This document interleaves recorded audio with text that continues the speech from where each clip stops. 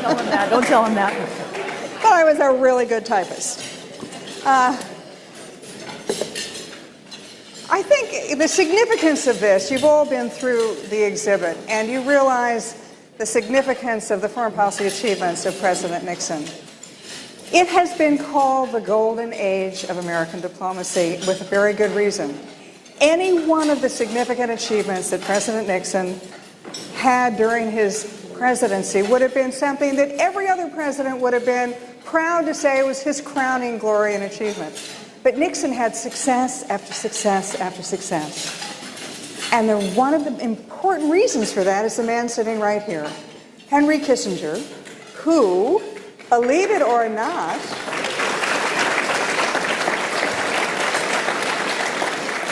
when Richard Nixon was elected president, he decided he was going to choose a national security advisor. He wanted to have national security, foreign policy, defense issues be paramount in his administration. But he called on someone he had never met before. Dr. Henry Kissinger, would you like to describe what that was like when you got a call from the President-elect of the United States asking you if you wanted to be his partner in changing the world? Well, first of all, I want to thank Julia for her very friendly introduction, and which left me in the position I was once at a reception where a lady walked up to me and said, "I understand you're a fascinating man," she said. "Fascinate me."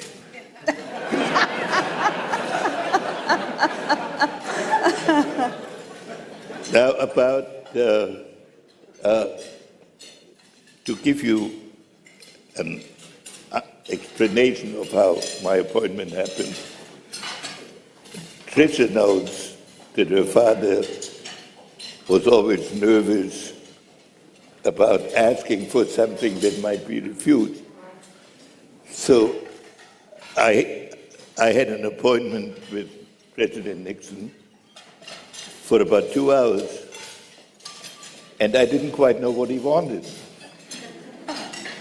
And I knew he wanted something. And so I left, and nothing happened. And a week later, John Mitchell called up and said, "Well, are you going to take the job or not?"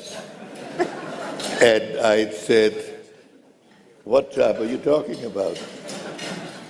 And he said, "Oh my God, he screwed it up." So then I was asked to come back. And at that moment, to my disgrace, I should say, you here may not know that I had been closely associated with Nelson Rockefeller, who was the principal opponent of President Nixon. So I said to President Nixon, shamefully, I'm not bragging about that, I said, "I've been working for Nelson Rockefeller for 15 years, and I'd like to think about this." And he should have told me to get lost. And he said, "Take a week." So the next day I went to see Nelson Rockefeller.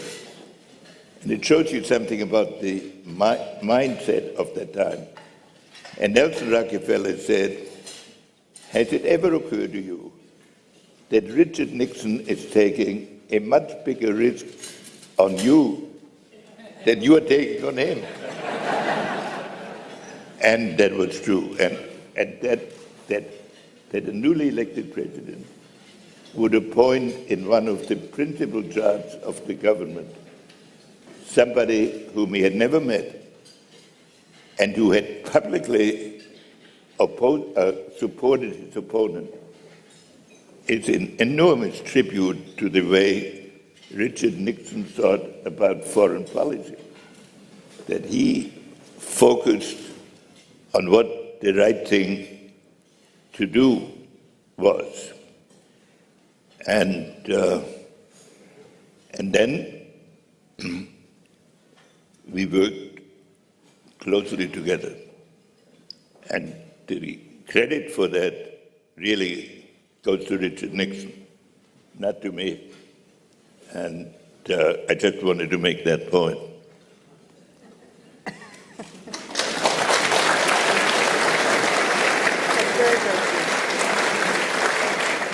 I just want to do a mic check for myself. Is everyone okay? Can we all hear? Raise your hand if you're having any trouble hearing. A little bit. How can you raise your hand to that question if you can't hear?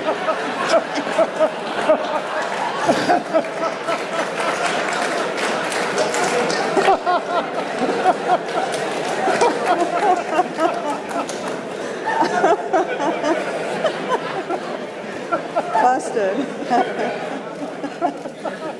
Well, if you would like, we can have additional microphones, but since you're all doing such a good job of not hearing as it is, I think we'll just carry on.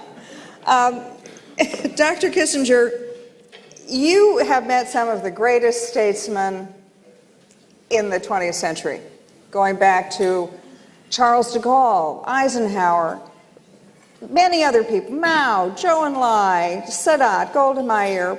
But talk to us about the particular qualities of President Nixon and his statesmanship. Why was he able to do what no American president has been able to do really before or since? What personal qualities of leadership did he have and statesmanship that allowed him to be so successful?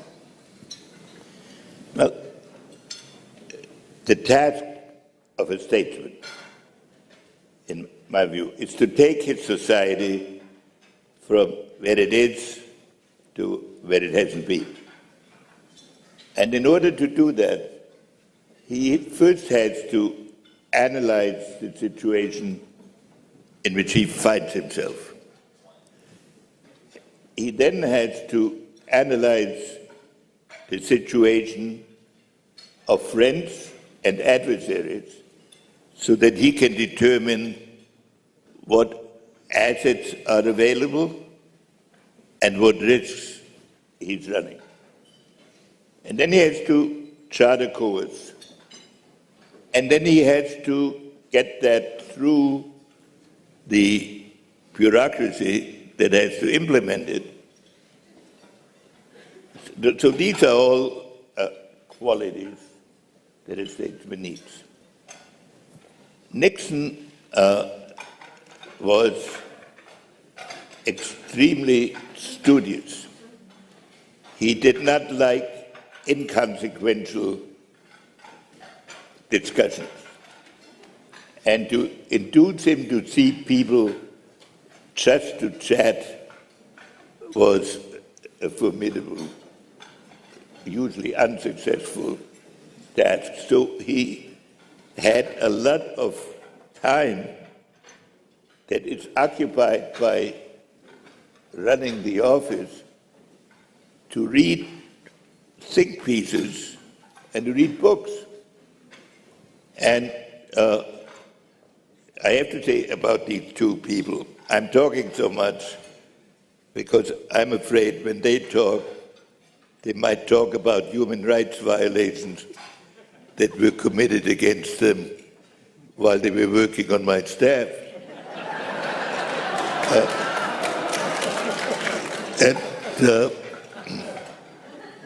But when we were preparing,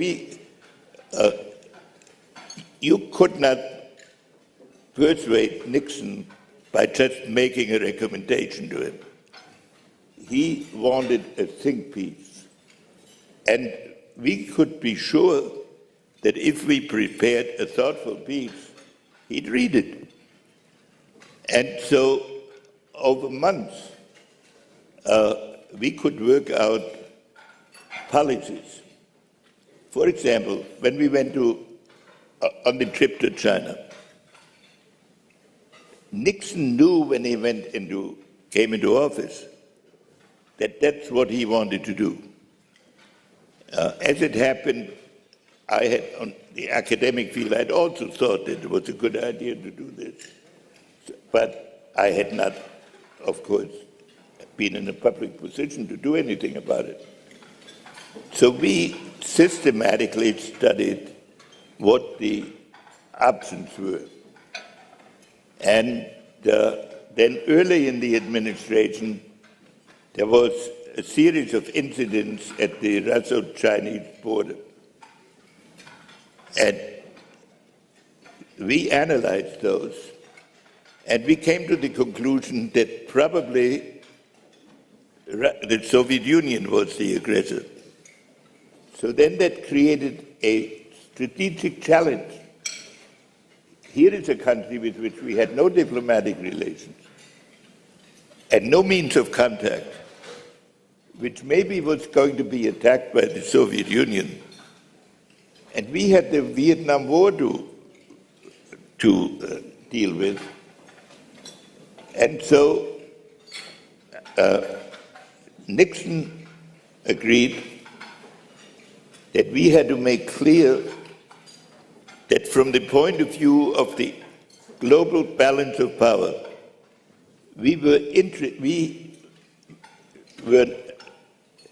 not indifferent. In fact, that we would be concerned. So here is a country on the verge of being attacked that was reviling us every day in its media. But the Chinese noticed this. And I won't go through every step, but it took us 3 years of very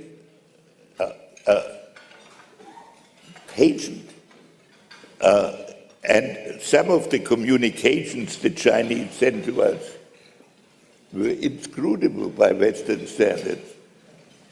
It said there was the first real communication, I mean, it's been published, was that we got a Chinese communication that said, this is the first message we had. It was from us, from ahead, through ahead, to ahead.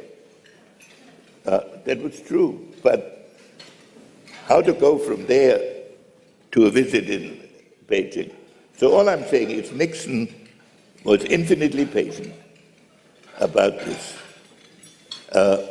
And the essence was, when one of the maxims of Nixon was, you pay the same price for doing something halfway as for doing it completely. So you might as well do it completely. So the strategic structure of the United States was based on these maxims. For another example, in 1969, we decided that we were going to try to push the Soviet military out of the Middle East. And that sounded crazy at the time. And I stupidly said this in a press conference, that this was our objective. But everybody thought this was so ridiculous but we did it systematically by thwarting every Soviet move based on military force until Sadat decided that he could make war with Soviet arms, but in order to make peace, he had to use American diplomacy. So these are examples. Of course, the same was true of Vietnam. In the literature of the journalism, everybody said, oh, Nixon likes war, and so he's continuing the war. We had a strategy that was designed to get an honorable end, and we defined honorable as meaning that the Vietnamese people should have the right to make their own choice, that we would not turn over a government that our predecessors, not we, our democratic predecessors had helped install to a country or to a movement that was the only issue in the Vietnam negotiations. Every other had been settled. And I can tell you, Winston was my closest associate. And when he started, we were discussing, he was young, would he be better off being outside protesting? And he decided no, he was going to stay, and he was going to help finish it. And there was a dramatic moment where the top Vietnamese negotiator, Lee Duc Tho, handed us a piece of paper which accepted a proposal that Nixon had made publicly 6 months earlier. And when the meeting ended, I turned to Winston and I said, we've done it. It was a high point of my governmental career.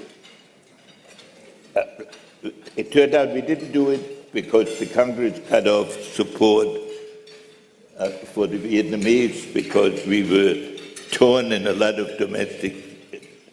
But this is the way Nixon approached statesmanship. Well, Henry, in addition, first of all, I agree with you about the high point, certainly for me personally, and a great honor it was to be there. But it seems to me you have evoked another dimension of statesmanship, particularly with Nixon, and that is courage, to make tough decisions. You say the statesman has to take the society where it is and move it to where he sees it with his own vision. That's another way of saying making unpopular decisions because others can't necessarily see where we're going. And I think one example is the China visit. I remember now it's conventional wisdom to say, well, it was inevitable, we were going to open up with China someday.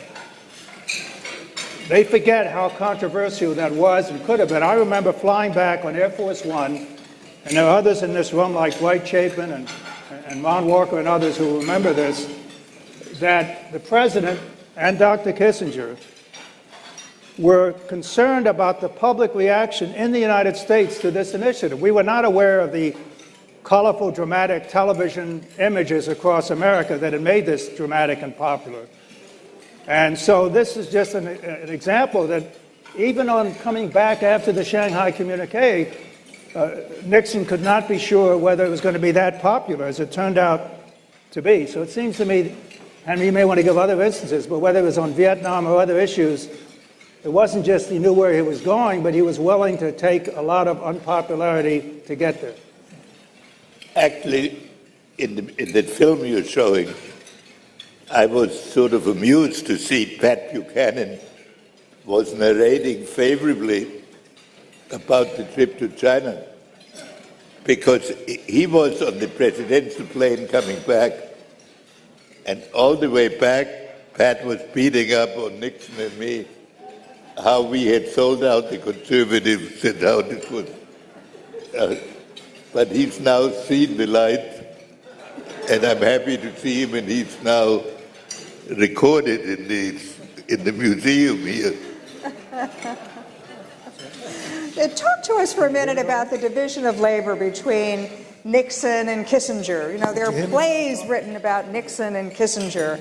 It's almost like the two of you had to be together at the same time, that Nixon without Kissinger wouldn't have achieved the things Kissinger without Nixon might not have. Well, Nixon was president, and he's the one who made the decisions. He sent me to China without telling the Secretary of State, and if the trip had failed, nobody would have blamed me. He would have had the responsibility. And then in 72, 2 weeks before we were supposed to go to a summit in Moscow, and less than 6 months before an election, and the North Vietnamese had launched an offensive, he decided to blockade North Vietnam and resume bombardment. That goes against every principle of domestic politics to do that. And he looked only at the national interest. And at the height of Watergate, when the Russians threatened to send or we thought they threatened to send troops into the Middle East, he launched the airlift, and we went on alert. And in none of these things can you see none of these things could have been done if I had to go to him and convince him of doing something he didn't want to do. Now, he, as I said, did not see as many people as the normal president does. So he and I spent a lot of time together so that I knew his thinking. And Winston and I were talking about the following incident in China. On my second trip to China, I was supposed to prepare the Nixon trip. And we had drafted a communique to be issued on the Nixon trip. And when I was in China, I had no communications with Washington because there was no adequate communication system. So we submitted what we had drafted, and they looked at it for an evening. At first we thought we can work within that framework, and then Zhou Enlai came back from Mao and said, "This is nonsense. You're pretending to have an agreement when there isn't a full agreement." So I propose, or we propose, that we list our disagreements and then we put in a few agreements. That will make the agreements believable, and it will. Now, here I was sitting in Beijing with no means of communication. And I was prepared to junk the approved communique because I was sure that Nixon would see the good sense in that Chinese proposal. And that's exactly what happened when I came back. I mean, there were then, of course, there are always things you need to fix, but as a concept. So Nixon and we always, I know no exception where we did not agree on the strategy. And when I went off on a negotiation, I never received any cables. Can you remember this? In all the negotiations, there was, and I sent him a daily report, except when I was in China. I sent him a daily report. I never got a reply that said you shouldn't have done this, or even a reply that said you should do something else. And so, but it wasn't that I convinced him to do this. It grew out of a dialogue that was really permanent. And that's really how we worked together. He would be reading books and memos, and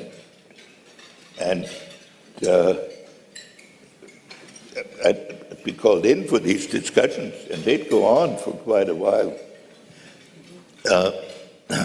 And I was sometimes hoping for a war to break out somewhere so that I could get back to my desk to the day-to-day stuff.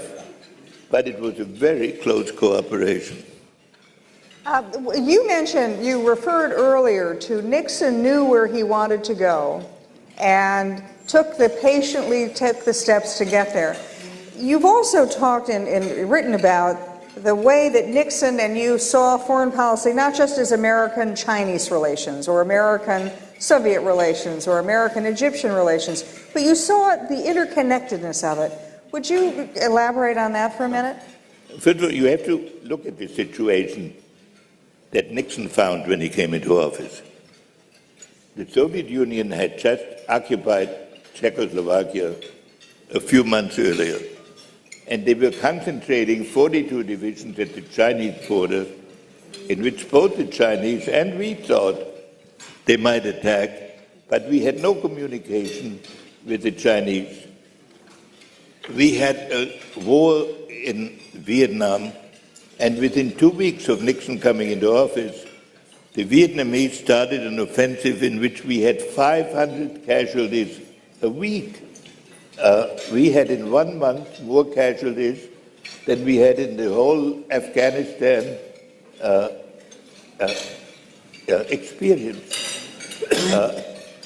The Middle East states, most of the Middle East states, had broken diplomatic relations with us because of during the '67 war in the previous administration, and Egypt and Israel were conducting an undeclared air war along the Suez Canal. And all of this happened in the first week of the war. So one basic principle we had is that you have to be able to link these various efforts together. You can't permit, say, the Soviet Union to have very good relations over China, but conduct a war in the Middle East. And so one of the first things that was done was we sent a letter from Nixon to all the departments saying that we meant to link these things. Of course, with all due respect, the State Department loves to negotiate. So if you interrupt a negotiation for strategic reasons, they think that's the beginning of a negotiation, not a presidential order. So, but if you watch the basic policy of Nixon, he was trying to link conduct in international affairs. And if you take, for example, the Iranian negotiations we just had, I don't know what precise ideas he would have had, but I know he would not have wanted to make a military agreement without a political component. And so this was the basic approach. Henry, I would add that in terms of the landscape that the president inherited, the domestic turmoil, the riots, the assassinations, the protests against the war, which seemed to me made it even more complicated. And seemed to me one of the great achievements was to lift the morale of the American people and also the credibility of the United States in the world, that we were not mired in Vietnam, we were not crippled by domestic turmoil, that he could make bold moves and therefore change the landscape. So we thought it was exciting to work in that framework. That was the essence of it. And I think those are the essential reasons for its success.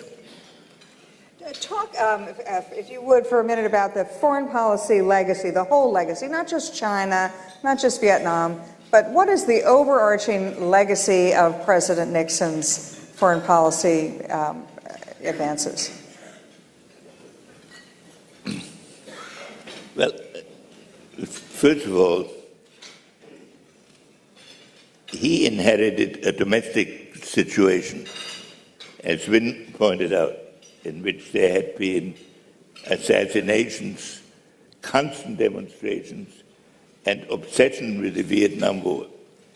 He put before the American people an alternative vision, and he said, we are about world order. And that's why we want to have relations with China, and that's why we are prepared to talk to the Soviet Union. And Europe also should look at it. I mean, these were his basic themes. And he had always been accused of being a warmonger. And once his policy got going, some of his critics were saying, if Nixon is for peace, maybe we ought to look at peace. Maybe there's something wrong with peace. And Nixon suddenly found himself accused of being soft on the Soviet Union after having gone through two alerts, ordering two alerts, one in 1970 and the other in 1973. And in the world, whether people agreed with every last thing that we did or not, there was a sense that the United States had a sense of direction, that we knew what we were doing, and we knew, or we're trying to balance the incentives and the penalties in such a way as to get the best possible result. And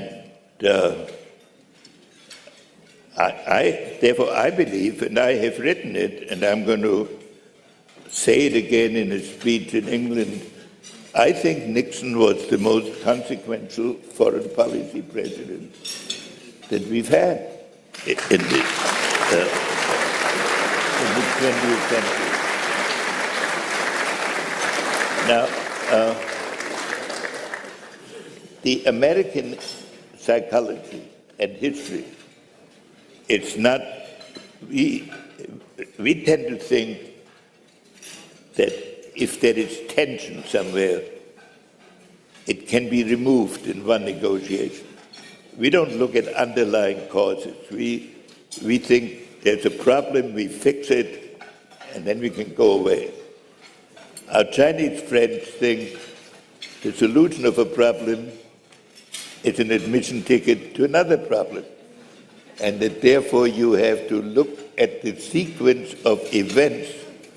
And so you couldn't do with the Nixon foreign policy, you couldn't step out there with one great speech like Kennedy saying, "Ich bin ein Berliner." The Nixon foreign policy was complicated. But if you look at its pattern, it had a purpose. And that is the lesson that sooner or later we'll have to learn as a country. Because we are now so connected with other people.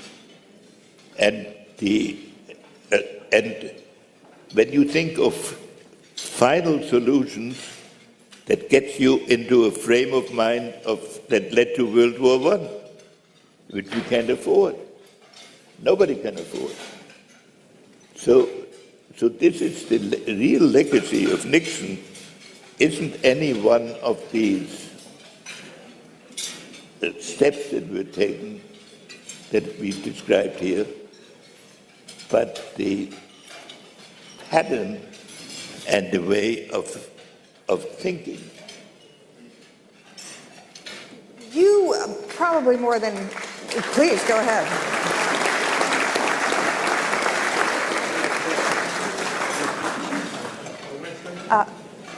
Ron Walker.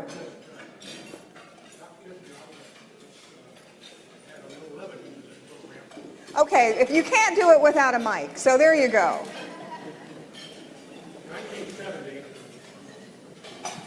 2007, Ron, how come I never have crowds when I arrive? And I said, Dr. Kissinger, I don't know. You always arrive with the president, and therefore that's where the crowds are. You came on a separate airplane on 970 in 1970 to Rome, Venezia Airport. Winston, you may not remember this.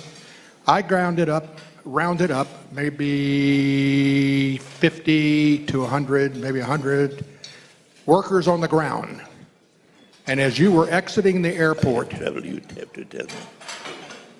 you came out and you had a big smile and you stood on the ramp and you gave it one of these. What was that? Do you remember that, sir? Ron Walker has just reiterated one of the great moments when you were in Rome, Rome. and you were pretending you were Richard Nixon, and you were doing the V sign. Is that right? You had been very disappointed that you had never had any crowds for your arrival. So we made arrangements for you to have a very responsive crowd that said, "Viva Nixon, Viva Kissinger." Thank you. What did I do? I've got one final question, which is, Advanced men yeah, here we go. sometimes lose their sense of proportion. I don't remember that I would have been so suicidal as to imitating President Nixon. I have one question about Nixon the man.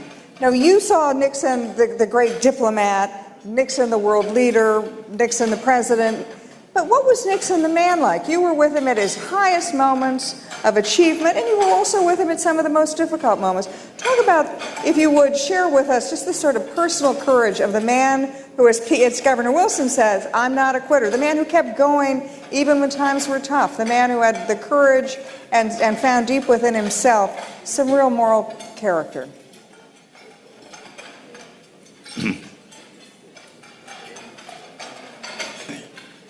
Nixon had an impulsive side so that he might react quickly to a challenge. But you knew that if he thought about it again, he would put it into a... So I separate what he might... So you can get a lot of quotes from these office conversations where he'd say, "We ought to do this, and we ought to do that." But if you read on, you see it never happened when it was put that way. In personal conversations, certainly I never saw him raise his voice to any staff person. He was extremely polite. He was just like you, Henry. Just like you, exactly. Polite, never raised his voice, always very respectful and appreciative. I think before... I found him...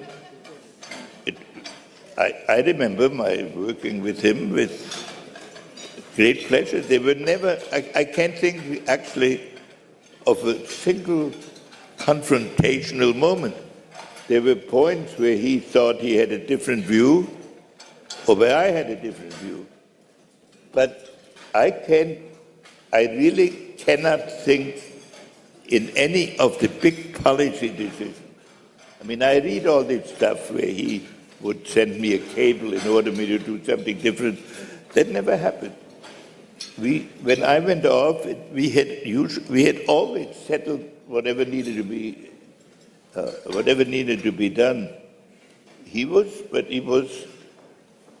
substance oriented, so he didn't like to talk about a lot of gossip. So most of my conversations with him, I'd say 95%, if not, were on substance. I know that you have to leave, but is there anything you want to leave with us? Many of the people in this room were with President Nixon in the White House, in the administration, were there in the golden age of American diplomacy. A number of other people they're young, they're studying about President Nixon.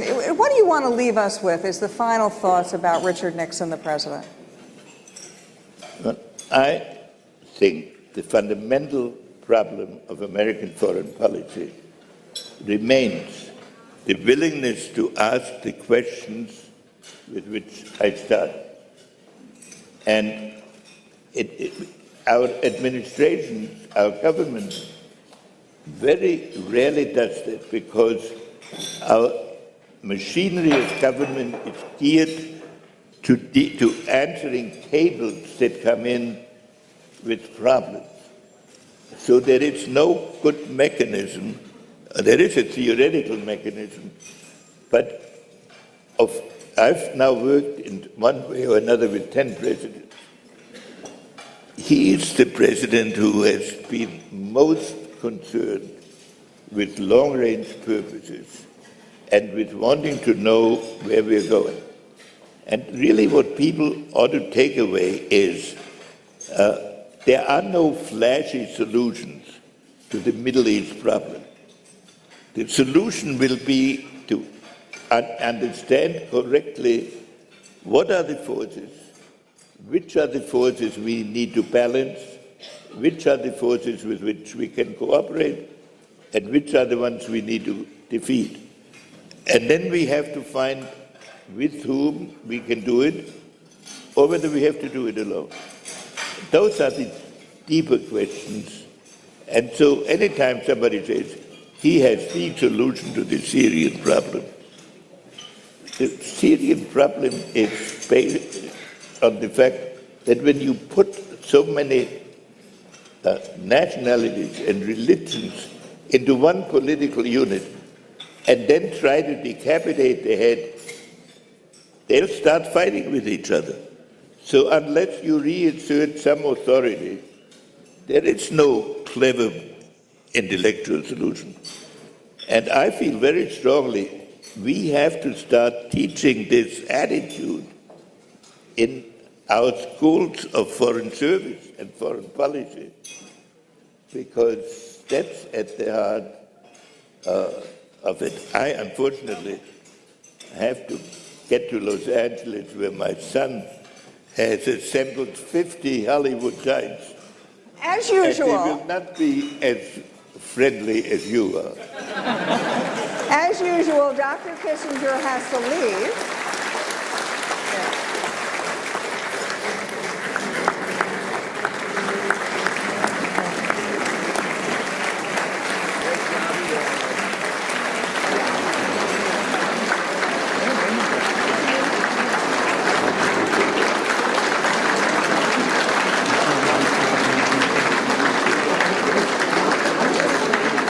If I could just point out, Dr. Kissinger is on his way to Hollywood, and for those of you who were in the Nixon White House, you know that Dr. Kissinger's reputation was that he always had a beautiful actress who was waiting for him, a beautiful Hollywood actress. So he has just announced that he's going back to Hollywood. Some things never change. Thank you all.